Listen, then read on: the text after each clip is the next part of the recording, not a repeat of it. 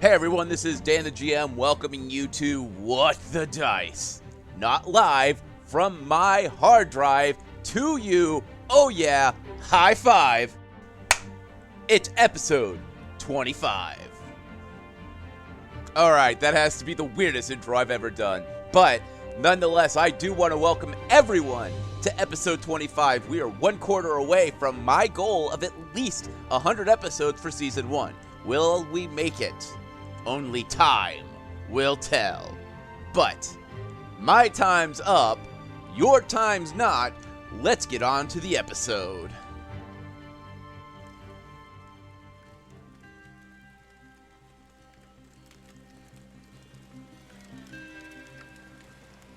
Looking around, the campsite is silent.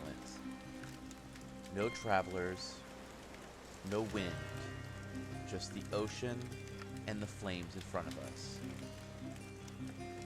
The storyteller's eyes are closed, his fingers rubbing across the binding of the book.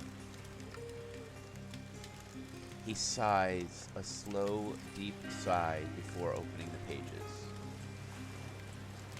Well, me friends, one of the things that bothers me so of the cities, the scholars, the paladins, the hunting guilds, and the adventure guilds all have to lie. All have to hide things from each other. Well, it seems as if our adventurers don't know the lies that have been webbed just before them. They must now play their part.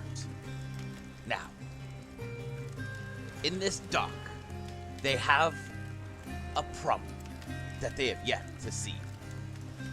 Sit back, me friends, and listen to me tale.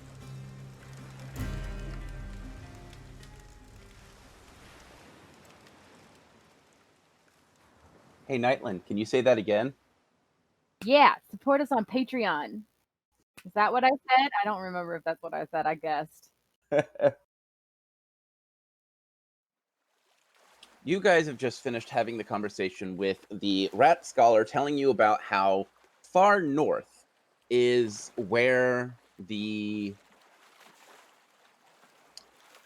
Temple of Bones, so the Temple of the Bone God, is located. You are currently on the dock, and it is quiet.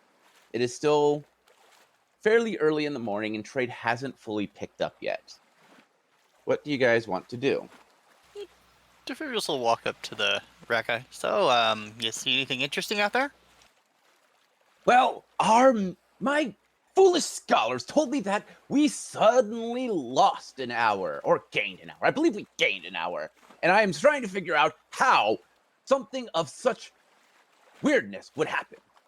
My thought is it's the cursed swamp leaving has slowed down the Earth's rotation and reset us 1 hour. But I am not entirely sure. Oh, you mean like to gain an hour, lose an hour throughout the year type thing? No, as in the sun moved backwards in the sky. I haven't noticed the sun moving backwards at all. Oh, of course you wouldn't. You just shoot at things. Yep, I do, but still haven't noticed the sun moving. At least backwards. Did you have any questions about where I have requested you to go? Bone Swamp, where no one has returned yet, or came back normal. No. Temple of Bones. Bone God's Temple. Far north. Yeah, close enough. Through the oceans, towards the great fields of ice. You left out the Fields of Ice part. Well, if you go any farther north, you're in ice. You know, because the world is a sphere. The higher north you go and the lower south you go, the colder it gets. Less sun. You know, one of my uncles said the same thing and people threw stones at him for it. Well, that was a foolish time, or your uncle was insane. But I have proof.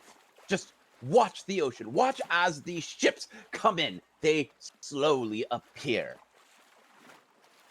That's better than it being flat and people falling off the sides of it. Very true.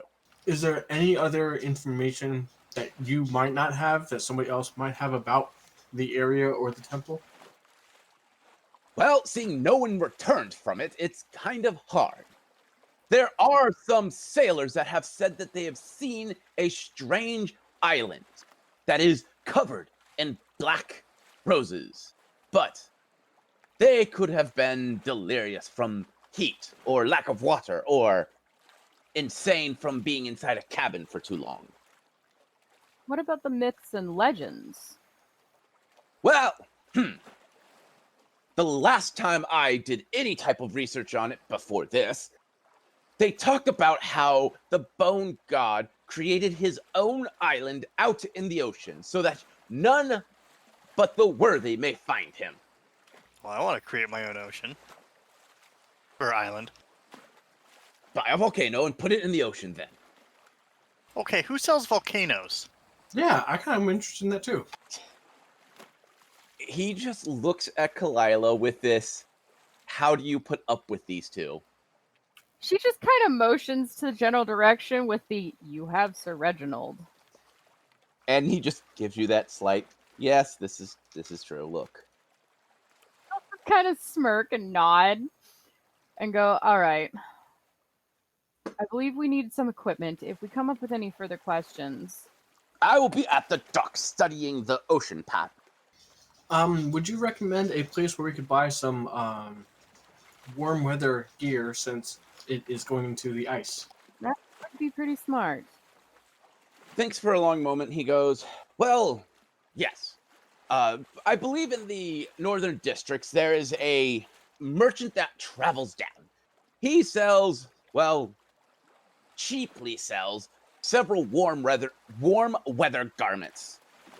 It's mostly fur from bears and other large creatures that he hunts and comes here and tries to peddle them as winter apparel. As it doesn't ever snow here, most people don't purchase them.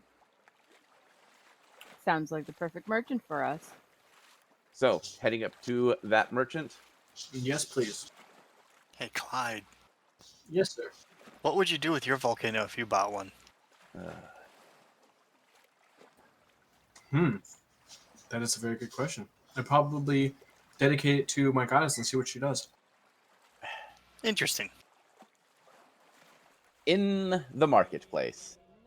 The man is not hard to find. He is peddling his wares off of a cart. Sure, as what the rat scholar said, most people are not interested in this. This looks like adventurer's gear more than stylish cold weather gear.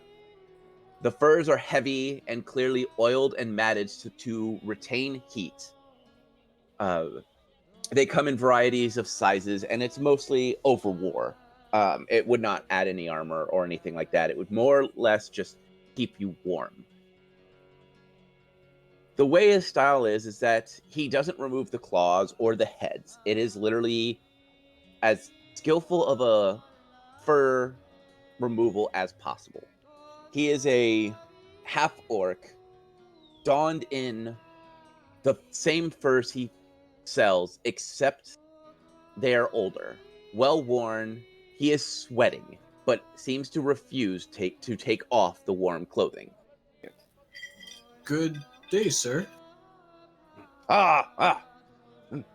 You've come to purchase, right? I look. These are fine furs from the north. This is an Arctic fox. It will look lovely around such a man as yourself. Your husband or wife would enjoy seeing you in such fine apparel. Lila's gonna raise a hand and kind of interrupt them and go, we're here because you sell good winter gear, not for aesthetics. Show us what you have that is best warm. We were shown to you by a scholar because we will be traveling north. He raises an eyebrow and, which scholar? A rat. Okay, yes.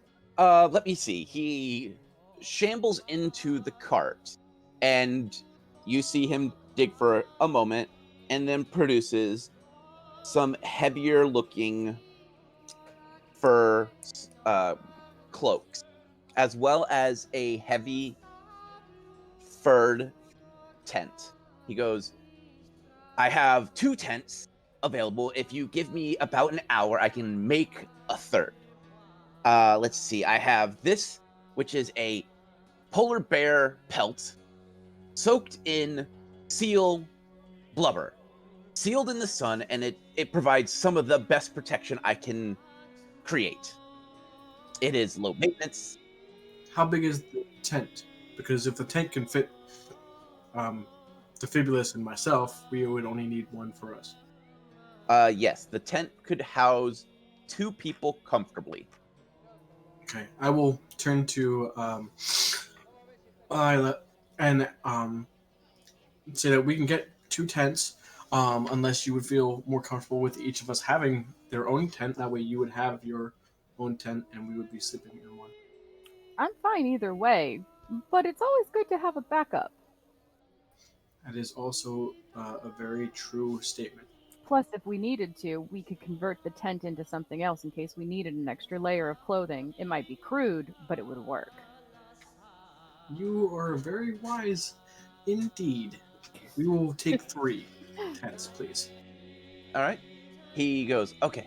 So he pulls out the 3 garments and the 2 tents and begins laying out what is needed to create the third. He goes, it will take me about an hour. That sounds perfect. And Kalila will also playfully laugh and lift up one of her bottom feet, going, do you have anything that fit cat feet and keep it warm? I don't want to walk in snow for that long. He looks at your feet for a moment and dives back into the cart.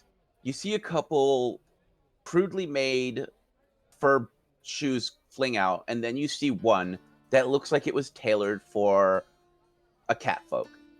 I had a white cat try to purchase this and then did not have the gold, so I made it and he didn't have the money. So I will. She'll see if they fit, and if they do, she'll take them. They fit. And I will take them. He begins to work. So you have about an hour to kill before you need to pick up this stuff.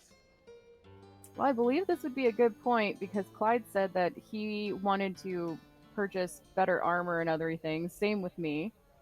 Shall we just pretty much do our shopping? I think that sounds like a fantastic idea.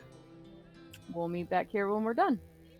As you begin to shop, all 3 of you at some point notice this elf that you know as Rune playing his lute and gaining money his way.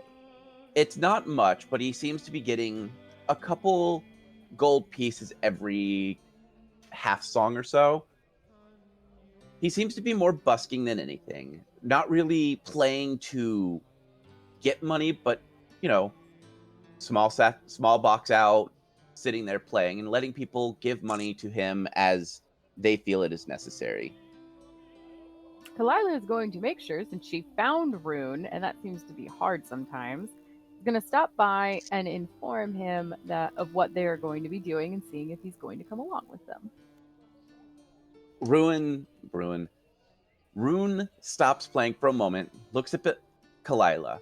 His eyes light up and he's like, Rune can go? Rune wants to go. Rune wants to help friends. We would love for you to join. You will need to get some winter gear. There's an orc shop that we're purchasing stuff.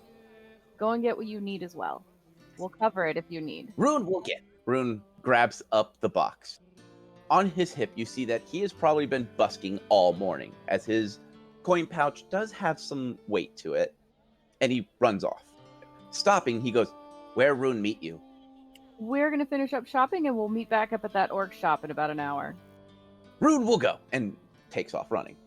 That Kalila is going to go and find her own armor and bow, I believe. All right. So the hour passes. You return to the orc, who is, as his word, finishing up. You see the strange elf there, that you know is Rune, packing a small adventuring pack with the furs, his cold weather gear. Throwing the back onto his pack, he shifts a little bit to get it comfortable, and then gives you a nod. She'll smile to see him there and wait for the boys to show up. The Question for you. answer. Does Defibulus need to purchase anything to allow his weapon to fire in cold weather? Or No. colder weather? No. Okay, It's- cool. No, you're fine. It's not like you're gonna be using a semi-automatic weapon that needs to have some type of thermal heating in it. No, you'll be fine. Cool. The orc packs up everything neatly into 3 separate bags, attaching the tent to the bottom. It looks like he also added some sleeping gear inside. He goes, "That will be 300 gold for everything." Kalila will put forth her share. As will I. Defibulus will contribute. Okay. He goes, "Well, I wish you luck on your cold weather journey. Now, if you're going north on this continent, be careful. There are very aggressive orcs on the northern border, on the northern coast, just in the mountains. Them and the dwarves are constantly fighting." That doesn't sound unusual. Do you know of a safer path? No, yeah, that's true. Do you know of a safer path? The sea. Still nod. Reaching down, he pulls out his worn map. I'm going to jump you guys to the map so you can see what he's showing. As he points, he goes, "If you follow the coast north, you will get to the tip of this continent, and a skilled sailor can get you to the Arctic regions or to the northern island. But you would need to find a skilled sea captain that can navigate some of the rockier areas if you hug close to the coast. The orcs, for the most part, do ignore ships that keep their distance, but some of them have acquired catapult to sink trading vessels so that they can steal the ill-gotten gains. I'll nod and go, thanks for the advice. It's good to know. If you went by Zeppelin, you wouldn't get far because the Zeppelins can't travel into the Arctic region. Sounds like we'll be on a boat for a while. Yes, it's quite a trip. I like boats. They're fun. Unless they sink. Then that's not as fun. Or explode. Or explode. Who said that? It seems like now you need to try to acquire a boat of some kind or seek passage on a boat and find a captain that is willing to travel into dangerous waters. So it sounds like we need to go back to the dock. I agree. We need to go back to the dock to find a specific captain. I Well, wonder if it would be a steamboat or a sailing ship itself. Lila's just going to look at Defibulus and blink, like, of course you would have that question. Well, I mean, steamboats would, travel faster since they don't need the wind, but sailing boats have a general kind of niceness to them. And they don't tend to explode unless someone sets off the powder magazine. Well, the rat scholar is the one kind of sending us on this. Maybe he has an idea of a captain we can talk to. So back to the docks with you. Back to the docks we go. All right. Heading back down to the dock, the rat scholar has the spyglass set up and is clearly studying the horizon. On a small stool next to him, a series of notes written in his birth tongue. It seems he is studying not just the changing of the hour, but also seems to be studying the ocean itself. His ears twitch as you approach. "Ah, how can I help you now? Have you got a question? Why haven't you left yet?" We need a boat. And a captain. He blinks for a moment as if he clearly did not think of that.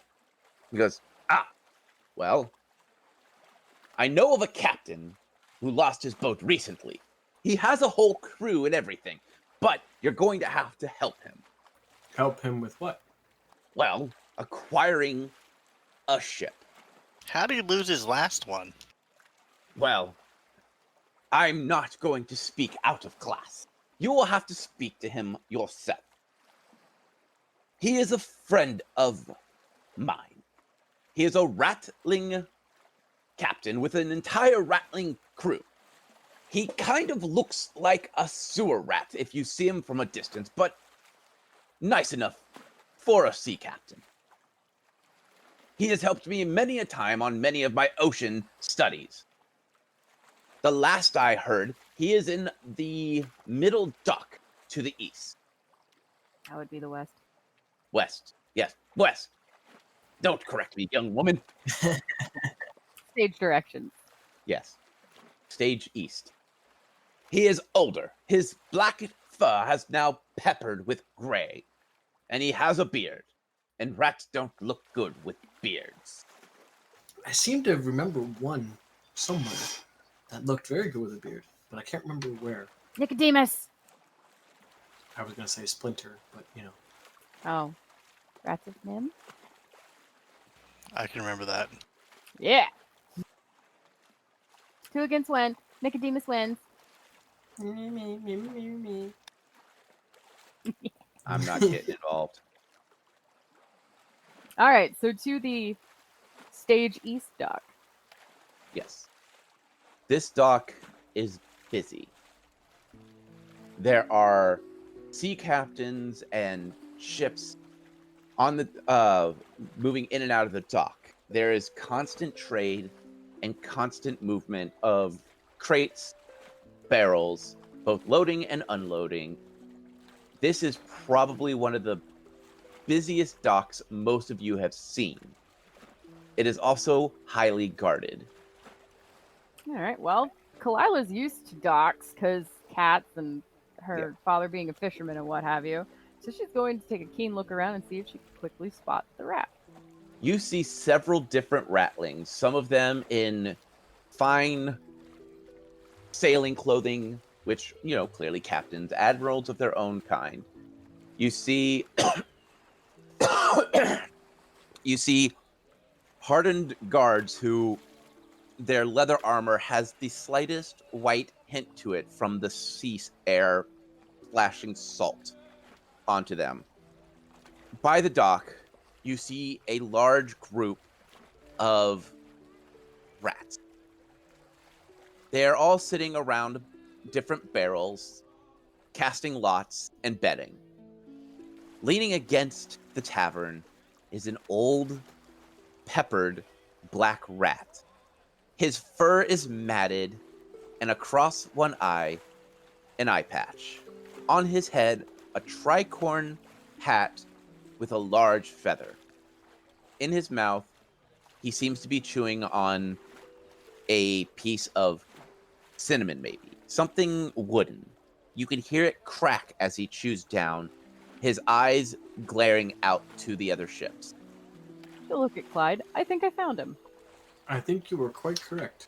Well, since Kalila's used to talking with at least fishermen, it's not too far off, she'll go approach this rat. As you approach him, his uncovered eye, slowly looks to your direction. Giving you a slight nod, his eye returns back to looking over at his men. She'll give him a nod back when they kind of make that eye contact, but give him that nod of, I'm coming and talking to you, and walk up to him. He looks up and he goes, "If you're here to collect money, I don't have any." No, on the contrary. We're here to figure out how to get you a ship so you can sail us somewhere. He coughs.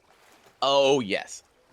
And who sent you? The illustrious Sir Reginald, who has made me fill out more forms than there are waves in the ocean?"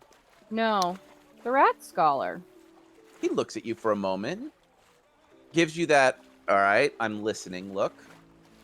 We need to go and find some mythical place that's up in the Arctic, and he recommended you. He goes, "Well, I would take you, but no ship. And in order for us to acquire a ship, we'd have to get my old one back." Keep talking. He goes, "Now, somewhere on this dock, someone has taken possession of my ship. By removing me and my crew, he has acquired the ownership paperwork. Forging it in his name, he has taken what is rightfully mine. Him and his scurvy crew. I won't care if the seas swallow them themselves. They deserve nothing less than death for what they have done. All right, well, we won't help you kill people, but isn't you just said you always have to constantly fill out forms with Sir Reginald? Why couldn't you go back and prove that it's yours with all the forms that you had to fill out in the past? The only forms you have to fill out with Sir Reginald when requesting to have your property returned is you have to have proof of ownership. I've only had the ship about a year. Apparently, a year isn't long enough for a rat to keep his ship, especially when it is a rich human that takes over. So if we got the paperwork back, the ship would be yours again? I would have to have it reforged, but yes, I could get that part taken care of easily. She'll nod, hold that thought, and walk back to her, to Clyde and Defibulus. Unless they followed her, they tend to abandon her. Ruin followed. How dare you? I was right there with you. Yep. Mm-hmm. All right, then she will spin around to look at her companions. So my question kind of is, I've never heard of a dispute quite like this. Normally there's tons of forms saying who owns a boat, but yeah. If we try to kick these people off, aren't we just going to get in trouble with Sir Reginald? It doesn't sound like he cares about this problem. Otherwise, he would have done something with the rat, saying that it was rightfully his. Well, wouldn't the harbor master know who owns what boat around here? I mean, they're supposed to know that kind of stuff. My village never has this problem. Clyde. So both Clyde and Short Round have experience with dealing with merchants, correct? Bureaucracy. Yes. Bureaucracy, yes. Yep. Kalila's going to continue to, I guess, point out the obvious of, well, it seems that there's two ways that we could go about this. The legal route and the paperwork route, which I don't know how long that would take. Oh, a long time. Bureaucracy takes forever. And to expedite that sounds like a problem, or we steal the paperwork back. I was going to say kill all of them? That I'm pretty sure we would get in trouble for. I was gonna say maybe talk to Sir Reginald and inform him of our plight, that we need this to happen. All you this time. And if you go to talk to him, can you tell me if the wind picks up and his hair moves at all? And like gets a little messed up at all? I still think there's something unnatural with his hair. I'm not sure how to go about that. Yeah, you're a clever fellow. Let's see. I'm not seeing any type of knowledges that will help you on this. Well, religion's pretty bureaucratic. Clyde, give me a knowledge religion. It's kind of the only route we can go with. There's diplomacy. Yeah, but it's more like knowledge. It's like knowledge noble and stuff like that you can do. What about local knowledge? Local knowledge would work if or you can default to diplomacy if you want to try to remember what kind of legality that you have to deal with when dealing with this kind of situation. Clyde, you do religion, I'll do local. All right, I rolled a 17 for religion. Okay. Nat 20 on local. So you two begin to chat for a few minutes, and between the two of you, you realize that the reason that Sir Reginald has to have him go through this paperwork is this ship has probably been changed hands multiple times, which isn't uncommon for small merchant vessels. A merchant saves up enough money, acquires a new ship, sells the old one. This is probably a smaller ship, probably only takes a crew of 8 people to deal with both cannons and supplies and rigging. If that's the case, that means that this ship has probably changed hands in the Holy City multiple times, and the reason Sir Reginald has to have him keep filling out the forms is because of how long this ship has been registered here, and under how many different captains' names. Defibulus will go up to the rat captain real quick. Need raises an eyebrow at you. So, if I can inquire, how did that guy got you and your entire crew off the ship? We were docked for the night. Most of my men decided to sleep on board. I had a meeting inside with a merchant, and we were trying to acquire new cannons and new nets. I hear the bells chiming, saying that there was a fire at the docks. Returning, my ship was ablaze, and my men were running. The fire apparently started in the black powder chambers. Most of my men are trained that if the fire starts there, do what they can. If they cannot, they need to run. As we waited for the inevitable explosion, the ship was pulled away from the docks. The fire went out,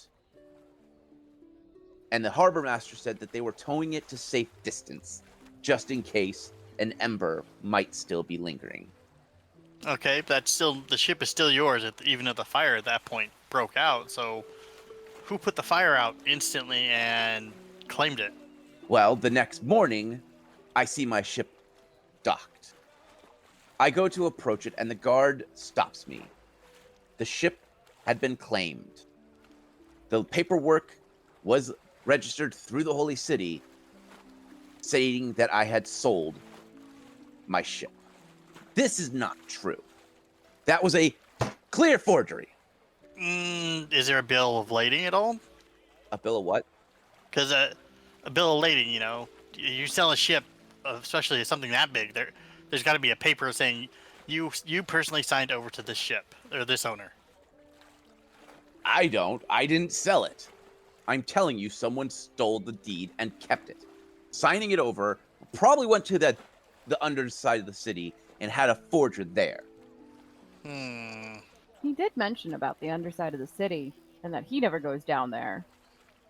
And we have yet to go down there ourselves. Did your ship have any cargo aboard it when it was illegally seized like it was? No. We had just offloaded everything. I was using our gain after paying my men to purchase new equipment. We have decided to not just do small trading, but fishing as well. Deep sea fishing is starting to gain much more money than some of the merchants. Many people are looking to eat these strange creatures that fly under the sea and the sharks. So there's no paperwork. They only have the paperwork, but you don't have a copy of it. But there's no technical proof of the stealing, and I'm only saying that to have a line of organization. But they have a proof of sale. Do we have names of all parties included, like the person who did the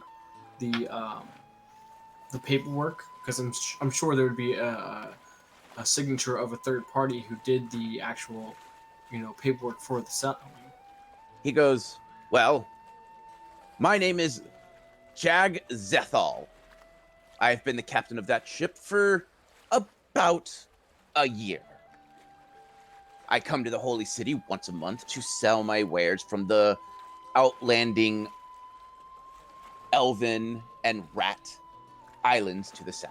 The rat folk, Jag, thinks for a moment. He goes, Shortbolt. Say that again. Shortbolt. Very short bolt? That's it. That's the name that was on the deed. I've never heard this man's name before. I'm going to go shoot someone, guys. I'll be back. I thought we do those kinds of things together. Where are you going? To shoot very short bolt. Who's this and why are we shooting him? He gives you that look of, I explained this once already. I will still shoot him again. Yeah. Isn't this his brother? Yeah. Oh, okay, it's the brother's name. Okay, I had forgotten Yep. that. Okay, clearly we need a minute to discuss things. Jag has already stopped paying attention to you because you are not giving him any information. So he's literally just turned his eyes back to his crew and watching them gamble. I think I'm going to start by shooting him in the arm first so he can't shoot back. Then I'll shoot him in the knees. Then I'm not sure where I'm going to shoot him, but I'm going to shoot him a lot. And then get arrested for murder in the holy city? It's not murder. I have every right to claim a kill on him for murdering the rest of my family. Which was never reported and nobody knows about. I know about it. I was there. Or are you talking concrete proof? I'm talking concrete proof to legally get you out of doing such a thing. I concur. Still want to shoot him. That's fine. We can contemplate and fantasize about that all day. But Wait, you fantasize about shooting my brother too? not yet, but I'm growing to. Be careful if Clyde meets your brother, he might fantasize other things. Oh dear. Wow. I can't believe you just... You flirt with everything. No, he just flirts with our housemate. Just because I'm polite does not mean I flirt. Except for the housemaid. I determined that is unanswerable. Hey, you were hitting on her pretty good there, sir. Okay, so huddling back up with the group going, so we have the legal route that we can produce paperwork, but since this is your brother, something tells me that that's probably going to be pretty good and be a hard time, or we could go and steal it back. Or the third option, which I'm sure you're in love with, Defibulous, is go and shoot him and steal it back. Well, if I know my brother, he's probably actually not here. He may have sent that weird woman who married him. I still don't know what she sees in him. I mean, there are potatoes that have more charisma than he does. Getting sidetracked. What? I wasn't sidetracked. But my suspicion is he either sent one of his flunky underlings or he sent his wife. Alright, how reliable are they on having good forgeries? His flunkies, I don't know. He probably hired a bunch of new ones. His wife? I think she was the diplomatic kind, so she's probably really good at that kind of stuff. We can shoot her too. Well, stealing is not the way we should do things. Oh yes, it is. So you're going for the shooting route then?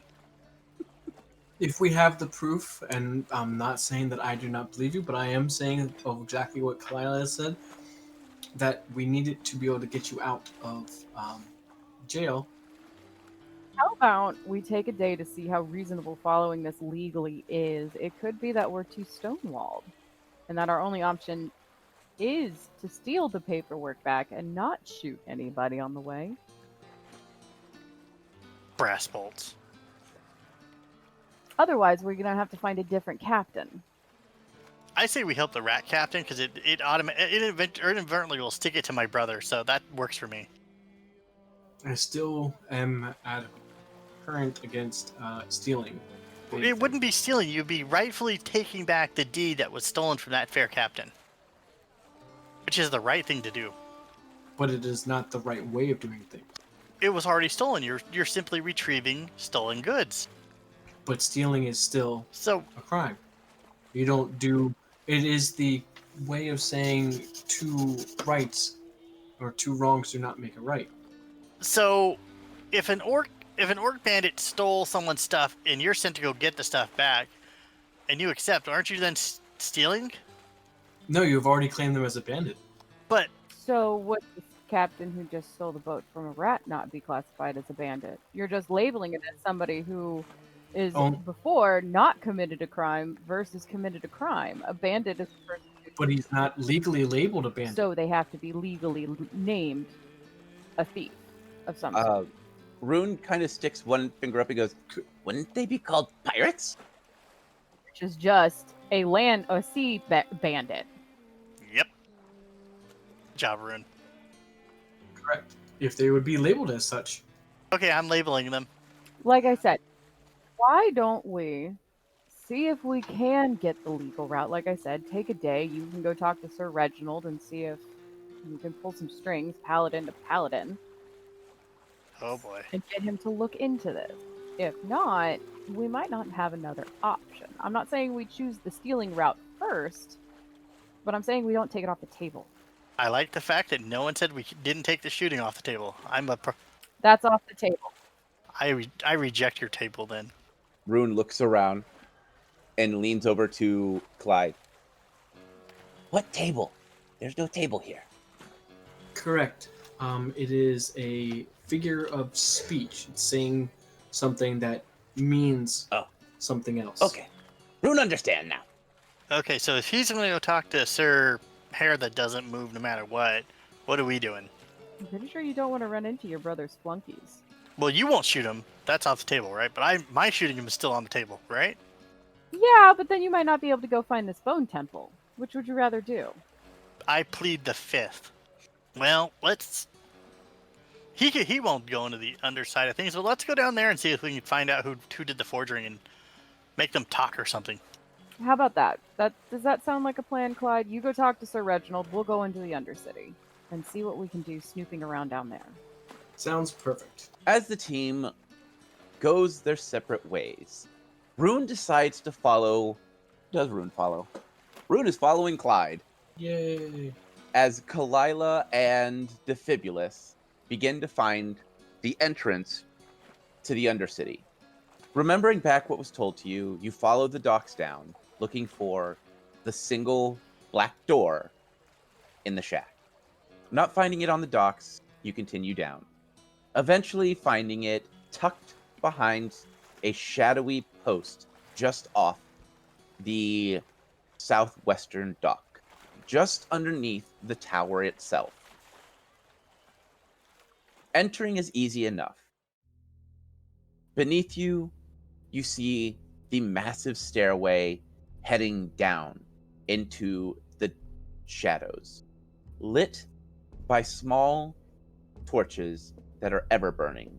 The light dances across the walls that have been meticulously carved, telling the stories of the evil gods and goddesses. As you guys disappear into this shadowy area, Clyde moves towards the center of the city. And from here, this episode ends.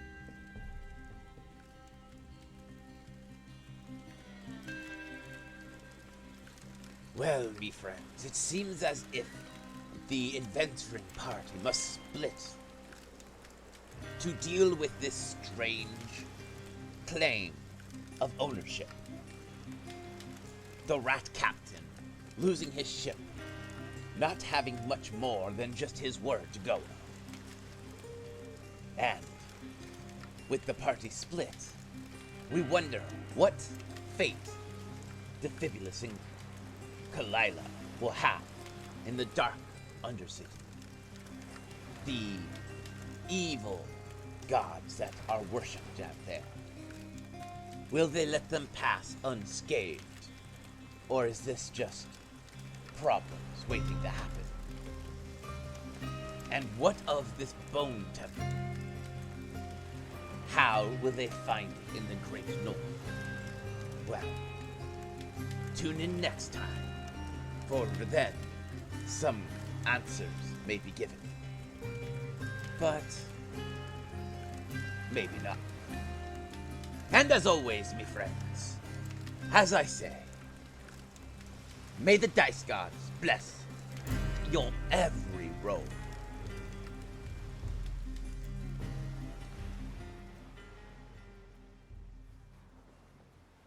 We here at What the Dice would like to thank Paizo for creating Pathfinder, Epidemic Sound for our music, as well as Sirenscape for our sound effects. If you would like to reach out to us, you can do so on Facebook at What the Dice Pod, Twitter at What the Dice Pod, and of course email whatthedicepod@gmail.com. And if you liked our little adventure, please share us with your friends and rate and review us.